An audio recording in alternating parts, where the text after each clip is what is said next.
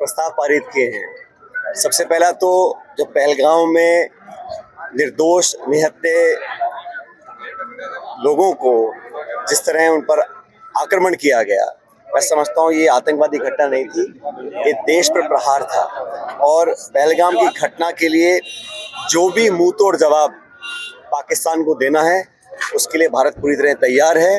और राहुल गांधी जी ने कहा, खड़गे साहब ने कहा, न सिर्फ संपूर्ण विपक्ष लेकिन 140 करोड़ एकजुट हैं आतंकवाद का सफाया करने के लिए।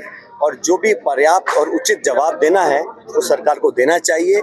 इसमें कोई किसी प्रकार की आशंका किसी को ना हो, क्योंकि जब इस प्रकार का आक्रमण भारत के ऊपर होता है तो उसका जवाब पर्याप्त मात्रा में देना चाहिए। उसके दांत खट्टे करने के लिए जो भी कदम उठाना है, हमने पहले भी कहा, भारत सरकार को तमाम अपने साधन एकत्रित करें, जो इंटेलिजेंस की सूचनाएं हैं, जो संसाधन हैं, और एक ऐसा जवाब मिलना चाहिए ताकि दोबारा ये आतंकवाद के माध्यम से भारत पर इस प्रकार को हम लोगों को अस्थिर करने के लिए, हमारे बीच दरार पैदा करने की जो नाकाम कोशिश कर रहा है पाकिस्तान, उसको हमेशा हमेशा के लिए समाप्त करना चाहिए। दूसरा, हम लोगों ने जो अभी हाल में सरकार ने अचानक जो जाति जनगणना की स्वीकृति करी है, हम सब जानते हैं सालों से कांग्रेस पार्टी और राहुल गांधी इस बात को करते आए, और हमने अपने कार्य समिति के रेजोल्यूशन में कहा है, जो हमने प्रस्ताव पारित किया है, कि ये जो जाति जनगणना है ये मात्र लोगों की जाति पूछने का सवाल नहीं होना चाहिए। आप एक कॉलम जोड़ दें और जातियों के संख्या बल इकट्ठा करें, वो हमारा उद्देश्य नहीं है। हमारा उद्देश्य है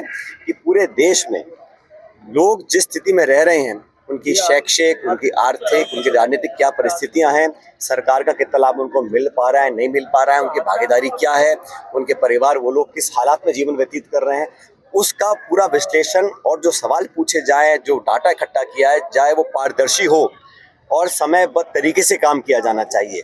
प्रधानमंत्री जी ने कहा था, सरकार ने ऐलान किया महिला आरक्षण का, कब घोषणा करी, कब लागू होगा, लेकिन ये जनगणना जो है ये समय सीमा तय कर होनी चाहिए। और हम चाहते हैं कि पूरी, जैसे राहुल गांधी जी ने कहा, एक एक्सरे हो जाए, हमें पता पड़े कहाँ किस हालात में कैसे लोग रह रहे हैं, ताकि जो नीति निर्माण हो, जो बजट आवंटन हो, जो योजनाएं हो, वो लोगों तक सही समय पहुंच सकें। कई जगह अब सरकारें जो घोषणा करती हैं उसका कोई साइंटिफिक आधार नहीं है, मनमानी तरीके से लोग इसको इतना बजट, इसको इतना पैसा, जब पूरा विश्लेषण हमारे पास होगा, डाटा हमारे पास होगा, तो हम जाके सही लोगों तक पहुंच सकते हैं, उनकी भागीदारी सुनिश्चित कर सकते हैं। इसको लेकर हम लोगों ने प्रस्ताव पारित किया कि बिना समय खोए, ये जुमले देने की आदत भाजपा सरकार को है, तो हम लोगों की मांग पर, जनता के दबाव में, कांग्रेस के आग्रह पर हमारी लगातार मांग रही, राहुल गांधी जी ने यात्रा जो की थी, भारत जोड़ो यात्रा, उसमें प्रमुख मांग ये थी कि लोगों की गिनती हो, पता पड़े लोग किस हालत में रह रहे हैं, ताकि उन तक सार्थक मदद हम देने में कामयाब हो सके। हमने 2 प्रस्ताव पारित किए थे। मैं उम्मीद करता हूं कि भारत सरकार ये जो जनगणना है, और मुझे आश्चर्य होता है साथियों, भाजपा के तमाम नेता, कार्यकर्ता, मंत्री, मुख्यमंत्री मजाक उड़ाते थे। कांग्रेस के नेताओं को, राहुल जी को अर्बन नक्सल बोलते थे जब हम जातीय जनगणना की बात करते थे। क्या भाषण देते थे वो, एक है तो सेफ है, बटोगे तो कटोगे, और मंत्री और सारे लोग कहते थे ये कांग्रेस की जो मांग है ये व्यवहारिक नहीं है, इससे नुकसान बहुत देश को होगा। अब वो समझ गए कि भारत के लोग क्या चाहते हैं। कांग्रेस पार्टी राहुल जी के दबाव में केंद्र की सरकार को इस जाति जनगणना को स्वीकृति उन्होंने दी है। हम चाहते हैं जल्दी इसका काम शुरू हो। सबसे पहले तो जो भर्तियों में गड़बड़ी हुई है, इसके तमाम सबूत सामने आए हैं, और जब से नई सरकार बनी है, भाजपा जब विपक्ष में थी तो बहुत सारे वादे करती थी, और मैंने खुद कई बार इस बात को उठाया कि जो आरपीएससी है उसका एक पूरा मूल चूक, उसका पुनर्गठन होना चाहिए। तमाम तरह के आरोप लग रहे हैं, लोग जेलों में बंद हैं, उसका संचालन करने का जो तरीका है वो पारदर्शी रहा नहीं।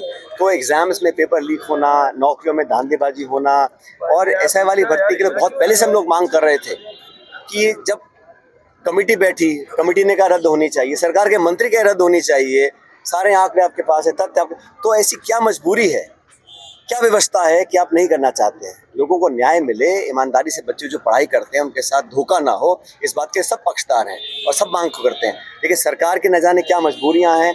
और जो भी आरोप किसी पे लगते हैं तो मुझे लगता है कि सरकार की जिम्मेदारी है कि उसका स्पष्टीकरण मिलना चाहिए। आपको याद होगा जब हमारी सरकार केंद्र में थी, यूपीए सरकार थी, तो किसी मंत्री पे अगर आरोप भी लगता था तो सोनिया गांधी जी एक नैतिकता के आधार पर लोगों को इस्तीफा लेती थी। चाहे वो बंसल जी हों, चाहे शशि थरूर जी हों या बाकी लोग हों। और अब कोर्ट के निर्णय जो सामने आ रहे हैं, कॉमनवेल्थ गेम्स पर आरोप लगाया था, CWC घोटाला कहा गया था, कथित घोटाला। कोर्ट ने कहा कि ये मामला चालान करने लायक ही नहीं है, सिरे से खारिज कर दिया। लेकिन बावजूद उसके कांग्रेस के नेतृत्व की नैतिकता थी कि अपने मंत्रियों को पाक साफ दिखना भी चाहिए। आरोप दिखता था तो पहले इस्तीफा लेते थे, फिर जांच कराते थे। ये जो सरकार है, आरोप लग रहे हैं और कोई सफाई देने को तैयार नहीं है, तो जनता भी सब देख रही है कि क्या कार्यशैली है। और मुझे दुर्भाग्य से कहना पड़ रहा है, प्रदेश में जो सरकार चल रही है, ये सिर्फ नौकरशाह इसको चला रहे हैं। और जो सरकार के भी मंत्री और विधायक हैं, वो भी रोते फिर रहे हैं, उनकी कोई सुन नहीं रहा। तो कौन चला रहा है, कौन नेतृत्व कर रहा है, कैसे इसका संचालन हो रहा है, इतने सत्ता के केंद्र बन चुके हैं, आपस में इतना खिंचाव चल रहा है, समझ में नहीं आ रहा है। और मैं तो समझता हूँ कि 1.25 साल कम नहीं होता, जो शुरू का साल होता है बहुत महत्वपूर्ण होता है, उसमें जनता को दिशा मिलती है सरकार की। तो यहाँ तो जिन्होंने वादे किए थे, चाहे वो नौकरी हो, भर्ती हो, पेपर लीक हो, RPSC हो, करप्शन हो, निर्माण हो, विकास हो, उन सब वादों पर भाजपा कहाँ खरी उतर पा रही है? जनता सब देख रही है। सर